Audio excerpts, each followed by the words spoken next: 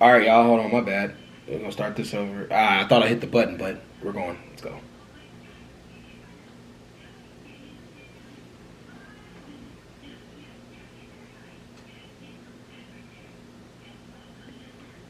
On Tuesday, I had a very constructive call with President Trump, and we agreed to meet next Tuesday in Washington. It's good news. We're moving forward. That's good news.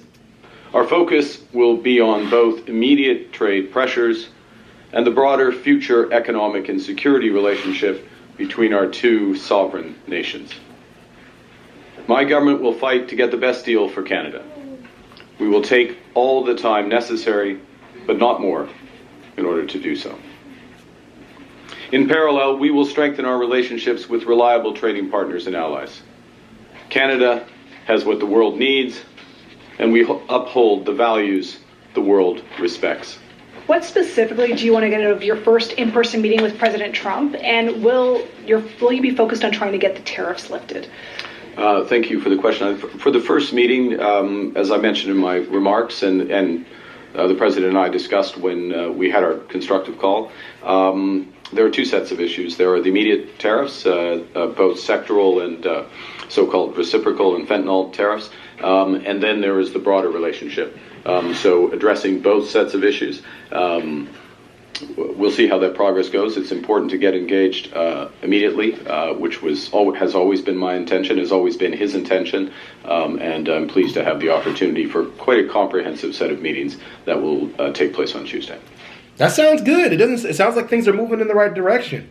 I kind of like this. I kind of like this guy for some reason. I don't know why I kind of like this guy. But however, Trump did troll him and say, "Hey, vote for somebody who's going to fight for you guys to be the 51st state." Trump was a troll. It's not funny, but it's funny. How do you avoid an Oval Office ambush like we saw happen to President Zelensky? Look, I go there with the expectation of constructive, difficult but constructive discussions. That's the spirit of the conversations that the President and I had. You go to these meetings well prepared, understanding the objectives of your counterpart, and always acting in the best interest of Canada, and we'll go from there. In your second call with the President... Yeah, it's crazy that the rest of the world will always see that moment with Zelensky as a scary point for them to actually go talk to the President. Oh, that sucks, man. They got to get that under control. Did Mr. Trump outright say or insinuate at any point that Canada should become the 51st state? He did not. All right. Yeah, clearly he did not. He's like, this is one thing I know the rest of the world has to learn already, but there's something that Americans do. It's trolling, and the rest of the world doesn't fully get it. And I'm not defending him, but it's not something you should do on a presidential level at all, because it confuses the rest of the world. But what he's really trying to say is Canada, I think what they're going to sit down and talk about is Canada and America combining their assets, becoming somewhat of a union to a degree, to where we can kind of almost drop the barrier line, and literally Canadians and Americans can be one and the same. I think that's what he's getting at, and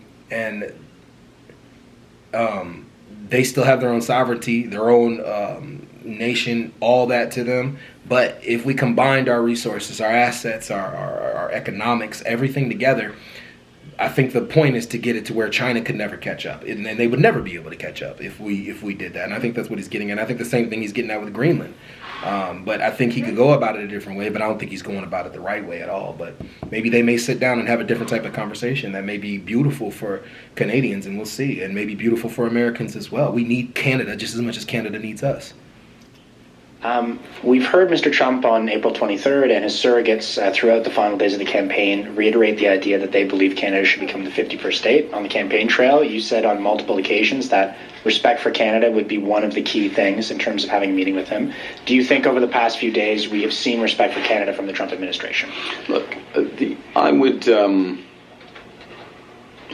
it's always important to distinguish want from reality. La volonté et la réalité, right? What someone wants and what is reality, and what the Canadian people clearly have stated, virtually without exception, is this will never ever happen.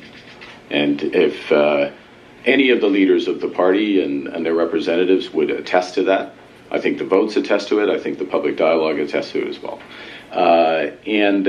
We are, we're meeting as heads of our government to discuss that partnership. Now, I'm not pretending those discussions will be easy or they won't proceed in a straight line. There will be zigs and zags, ups and downs. But as I said in my remarks, I will fight for the best deal for Canada and only accept the best deal for Canada and take as much time that's necessary. To my colleague's point, the White House... Yeah, this just keeps getting more and more interesting. So, like, I like that they're sitting down and having a conversation. I think they'll come up with a good conversation. I think it'll be a good conversation. I guess that's all I got really say.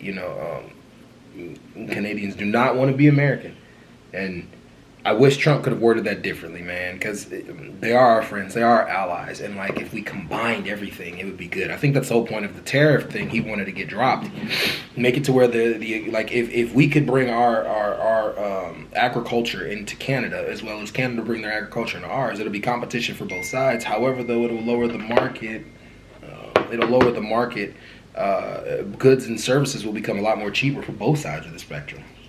His public position has continued to be that Canada should be the 51st state. You yourself have said that Donald Trump is trying to break Canada. They do not like this. The 51st state comment, they do not like that, man. Considering all that, how can you expect good faith negotiations when you travel to Washington next week? Look, I think first I've had the direct conversation with him on whatever day it was, Tuesday, I guess it was, a couple of days ago. And we agreed to have those negotiations, very clear discussion between us, as I said, very constructive.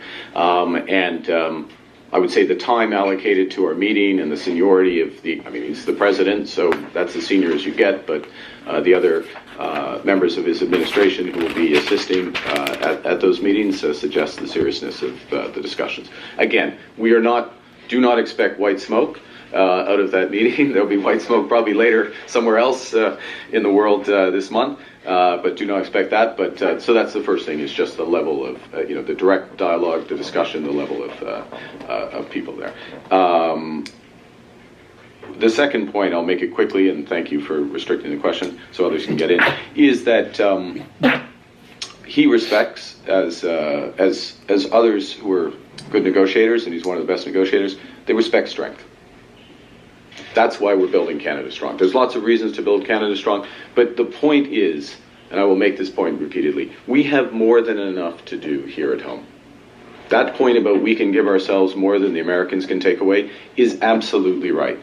We can have a bigger boost to our economy, to incomes, to jobs, by focusing on building one Canadian economy, by building these nation-building projects, by focusing on getting productivity up, by reducing government waste, by driving investment in this country. And so that is a good in and of itself. We're going to focus on that while we have these negotiations with the Americans. And if the negotiations with the Americans take longer, so be it. We've got more than enough to do here. I respect it. He's taking he's doing his due diligence. He's trying to understand everything that's going on. This sounds like a better leader, though, to be honest. Like we'll see as we go along, but he definitely believes that building their infrastructure there is the better thing to go about, and which I agree. I think like every country and to a degree shouldn't be dependent on other countries. However, though, I do think that since we've created this dependency amongst each other, everybody can start building on their own. But at the same time, like stick to like what we have right now. That way, everybody can be okay. Like take care of Canadians, because Canadians have always taken care of us. I don't see that as complicated. And I don't think Trump's gonna. And I noticed Trump. He was trolling in that message, but his speech towards Canada changes to a degree. When he talked about the tariffs, he said Canadians have never done us wrong, and they haven't done us wrong. They've always been there when we've needed them, and we've been there for them. And it's kind of weird where we're going with this right now. It is, but anyways, y'all, I'm out. Peace.